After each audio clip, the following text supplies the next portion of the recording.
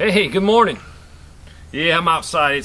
Man, it is getting so hot now. Air conditioning, everything's done outside now. It's not like it used to be where you stay in and it's nice and cool. Yeah, I'm listing all my medications. This is what Doc is wanting us to do. You don't have to. It's a voluntary project what he's working on, but a lot of the medications, like the important stuff, the blood thinners, the heart medications, the insulin, those are all used up. The people that were on those medicines, most of them are dead. There's a few that surprised us that we thought were going to die because we couldn't get their medicine, but they did fine. Actually, they're pretty much thriving. Some people were on 6, 7, 8 medicines every day. I personally don't think it was all necessary, but I'm not a doctor or a pharmacist, so you know, that's way out of my league. But we thought a lot of these people were going to die, but no, they didn't. What's actually happened, these people have gotten off their medicine because they've used them up, and they're healthy. They're eating right. They're exercising in the sense of work. I mean, planting a garden, cutting firewood, it's work. Some of these guys that used to be a little bit heavy, man, they're beefing up. They're looking good. I mean, they're getting healthy looking. It's awesome. So we have a little bit of medicine. Everybody has a little medicine here and there. So what Doc wants to do is you can turn your medicine in. It's still your medicine, but he's going to hold it in central location. That way he knows what you have to work with. So I'm going to give him the medicine. He puts it in a little locker there. They took some lockers out of the high school where they had the gymnasium, so you get a small little locker. You can put a lock on there. So Doc has access. So if one of my kids have to be rushed over there, he knows what we have to work with. We're even listing a lot of vitamins, so he knows what vitamins we have. Because right now, there's not medicine. It's vitamins, and it's that crazy lady Mary. Yeah, Mary, the herbalist that people used to always make fun of.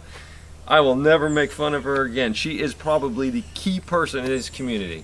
She knows herbs. I mean, she can go through the woods, and she takes Doc through the woods. And luckily, we have this lady in our group, Lori. She's a pharmacist. Those three people are so important to our community. That herbalist can walk through the woods and say, Doc, you can treat this with this and that with that. And it's like, wow. So those three have just teamed up to make a solid core group for our community.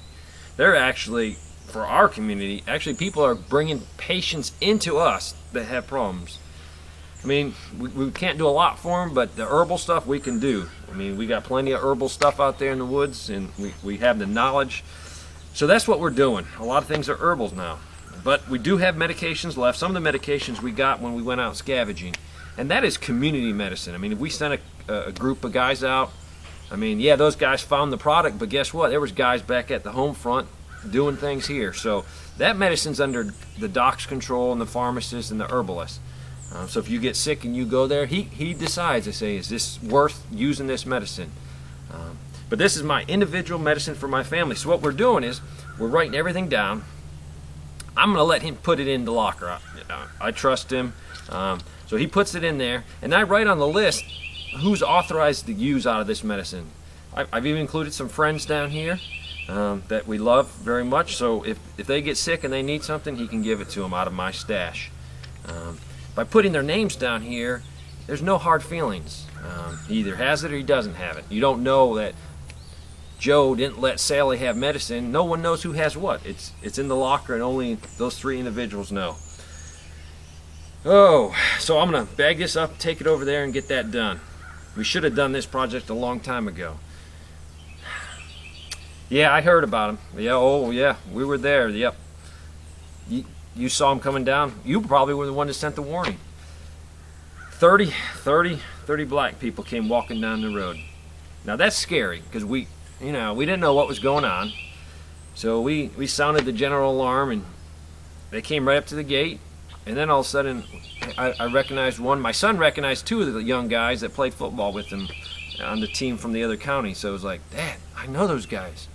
And what really cinched the deal is I recognized we had a waitress that we'd go over when we were out of town to a barbecue place, and that waitress was the best little girl. She took care of us, and I recognized her and said, man, these are not troublemakers. Yeah, they were dirty, they were nasty looking. What happened was, the mayor, I'm starting not to like this. Well, I'm past not liking. I strongly dislike the mayor. He ethnically cleansed all the black people from that area that he's controlling. He kicked them out. Some of them he killed. So we took them in temporarily because we got to do something. These are Americans, and what happened to them is not right. So about 30 of them, we put them up. They're doing good. There was about 40 or 50 that started the walk, but most of them were injured from being beat up and they didn't make it. Nice thing is, 4 of the guys have a lot of military background, so we're going to use them. We've decided they're going to stay here and we're going to see what we can do. The good thing about this incident is everyone that was undecided or not committed to doing something about the mayor has realized, hey, this guy is wrong and we need to do something about it. So that has definitely sealed the community. We have a very small minority of black people in this area, and they're the neighbors. They're people that we go to school with, we go to church with, we see every day, and they're good folks just like us. And the color of the skin doesn't really matter. It's the content of their heart. So the nice thing about getting these people in, we have so much intelligence. So we're debriefing every single one because they might have that critical piece that we need. So we're going to do something about it. We said we'll try, but if we can get back their farms, a few of them have some large farms, and that's why they were kicked out. They control some very fertile ground. So we're going to try to do our best, but the mayor, it's coming to a head. We scheduled a meeting for tonight. Right now we're on homesteading front. We're concentrating on producing as much food, and we need to do that, but we're going to pull off a lot of guys, and we're going to start training. We're going to start gathering intel. The mayor has to be dealt with. Some people say, maybe he'll go away. A guy like that won't go away. He'll just keep taking, and eventually we're going to have to confront him, and I want to confront him on our terms, not his terms. So there's always something going on around here. Let me bag this up. Let's go over to the dock, get this medicine locked up, and go from there. Yeah, come on. That's a short walk. Things to think about. Your diet. Can you change your diet now? Become healthier. Maybe by changing your diet, you can go off certain medicines. Ethnic cleansing. A man's heart is more important than a man's skin. Do not tolerate ethnic cleansing in your area.